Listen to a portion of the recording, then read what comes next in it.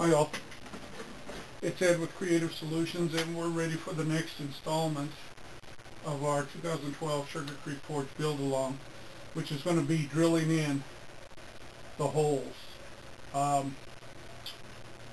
What I did is I went ahead and made one change to my profile, and I'll show you here.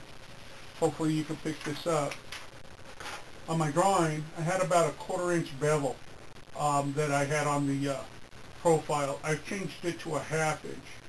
The reason I changed it to a 1/2 inch is if I choose to turn it into a convex grind, you know, I could start off with a Scandi grind, but if I choose to, I could turn it into a convex, and I won't have any issues. You know, I'll be so high up in the profile, I just round this over, come back, and then I'll round out my cutting edge after heat treat if I, you know, if I so choose. Or I can cut this as a primary bevel, and then I can use another secondary bevel to put in my cutting edge, again, if I so choose. I'm still undecided at this point. You know, as we progress, I'll decide on how I'm going to do that. But I went ahead and laid this out on both sides, so I have my file lines marked on the blade itself. I was going to say grind lines. I'm used to using a belt grinder for this.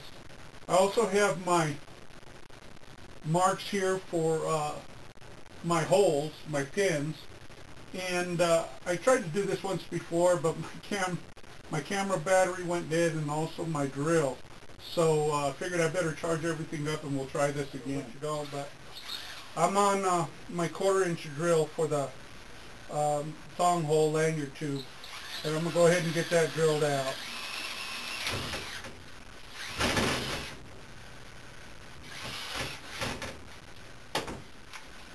But our 1/4 inch hole's drilled, and now what I want to show you is this. This is something didn't see Tim do, but I'm not sure where he's going with this. What I do to help out the holes themselves, or help out when we're inserting the pins or the tubes, is I chamfer. And this is just a simple Stanley chamfering tool. Go ahead and chamfer my holes slightly, and then this way we get rid of the burrs and some of that material that was blocking our lanyard tube from going in. I'll go ahead and chamfer all the holes, both sides.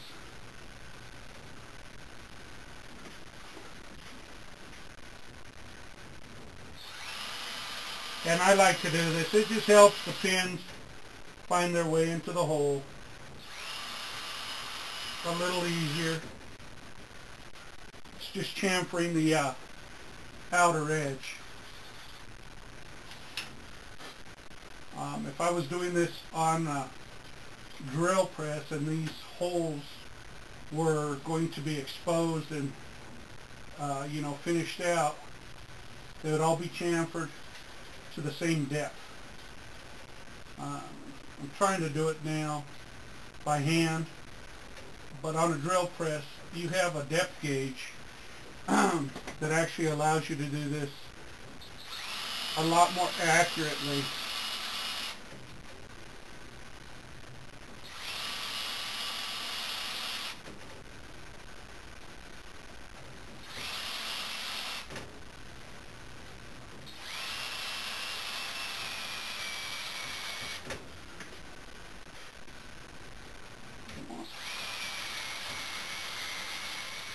Setup here is going to be a little bit different. Before you saw Tim demonstrate using your clamp's edge as a guide for your plunge line, and that's great. That works outstanding.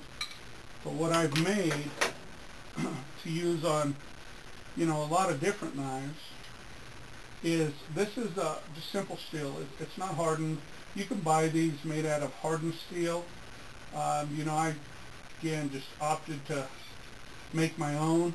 I tapped it, and you know, set some Allen head screws in. Yeah, but what this does is you can align it. I'm going to just get it close to start off with. We'll make some final adjustments here.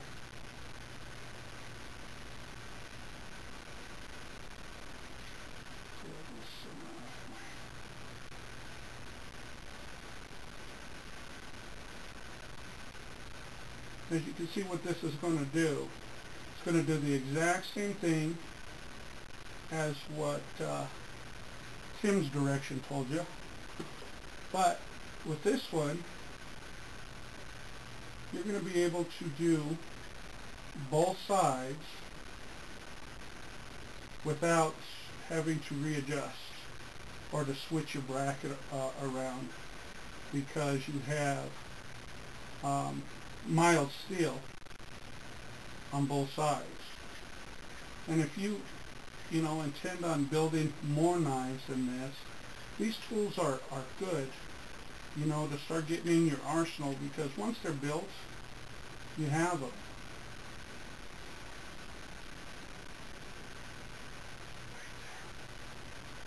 And we can tighten her down. And with mild steel, you have to be careful not to over tighten it, because what it'll end up doing is bowing. That's why when you buy these commercially made, they're made out of a tool steel and hardened. But again, if you take your time and you don't torque it like you're going crazy, there you go. It'll be fine. Hopefully you can see that. But there you have it. If we're doing this side, we just simply start filing. When we're done, turn it over, stop filing. No readjustment is going to have to be done. We're adjusted. So what I'm going to do is get my clamp into place.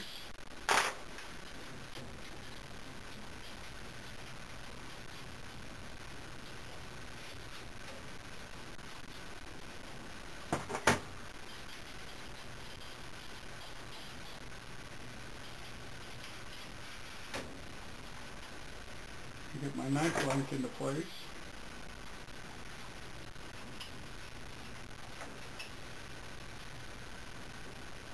And I'm going to tighten her down closer to the end here this time, just to make sure I get a good purchase on it, nice and tight. I don't want this moving around much on me as I'm filing. I might throw another clamp in the back here as well.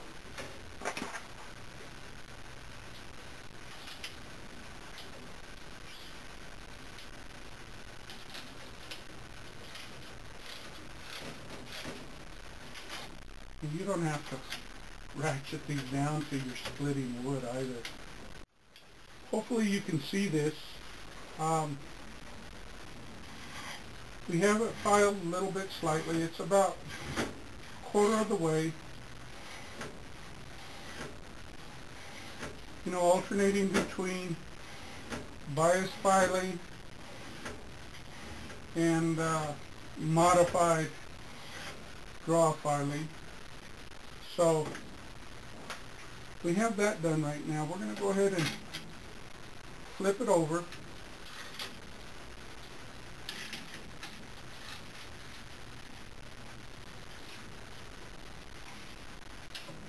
And do some on the opposite side.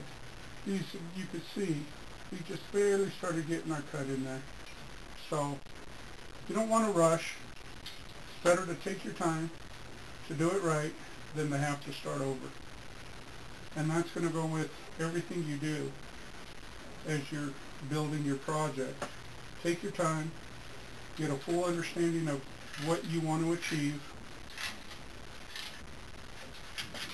and then just go for it. All the stuff in my office here makes it a little tougher to do the right angle that I want to file at, but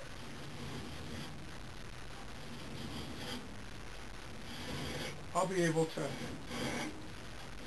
get it done.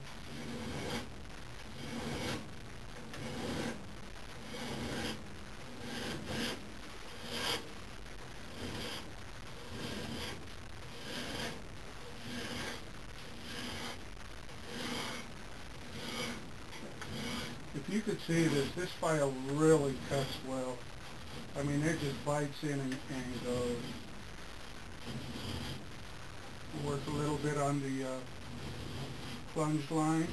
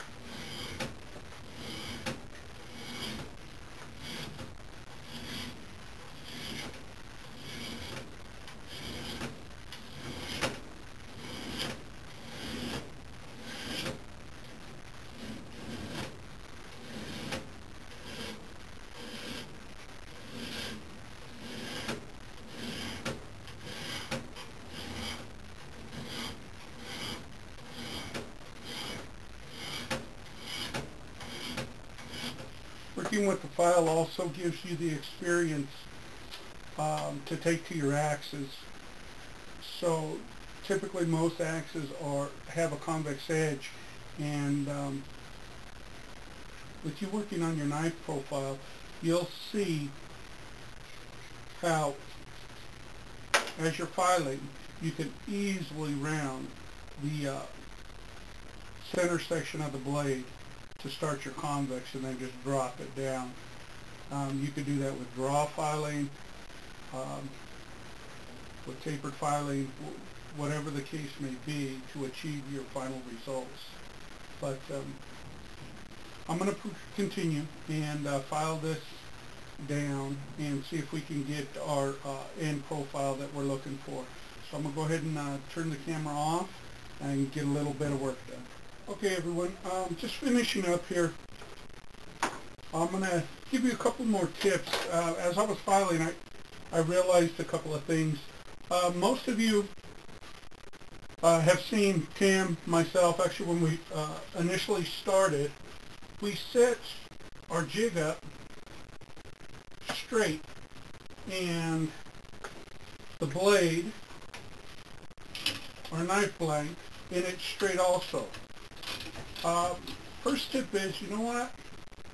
This is made as a tool, so utilize it in its full capacity. Basically, we started out like this. You know, we're turning, we're trying to find an angle for the camera to give you the best view possible. But you know what? If you're in a situation where your space is real limited like this, say in an apartment, on a kitchen table, something like that, where you really don't have a lot of room, feel free to pivot your blade. I mean, this thing will turn. If you have finger grooves in here like I have on this particular style, it actually helps lock in your blade in different positions, you know. So, you know, feel free. Utilize this thing, you know, to its fullest potential. Pivot your blank however you see fit, however you need it. This is such a good tool, you know, so utilize it to its full potential. Okay, the other thing is, this is the side I originally had covered with the sign tape. As I was going along, I started scratching my blank more than I really wanted to. And what that's going to do is that's going to cause or create more work. So I just took pieces and followed the outline of my grind, my bevel line, and just threw some additional tape on there. Hopefully you can see it, but you can still see some of the file markings coming up into the tape along the grind line, and that's on both sides. Good thing is the blade is actually filed, the profile's filed. I have approximately about 1.25 mils. It's not 1.5 mils. I'm going to say it's 1.25 mils in thickness. US conversion is going to be slightly less than a 16th, maybe a 32nd. Actually, you know what? Let me measure this out for you. I should have done it ahead of time. It's not 2/32. It's I'm going to say 3/64 of an inch thick, or 1.25 mils. This is the thickness of the spine. I have a slight taper at the tip, and then I have the profile filed down to, like I say, 3/64 or about 1.25 mils. And I did use the card, 3x5 card, folded to check the width, and we're looking pretty good all the way through. So right now we're good to go. The only thing I'm going to do, Tim didn't make mention of this, but I'm going to do this anyway. I'm going to get some sandpaper before we get into the heat treating process, things of that nature. I'm going to go ahead and just file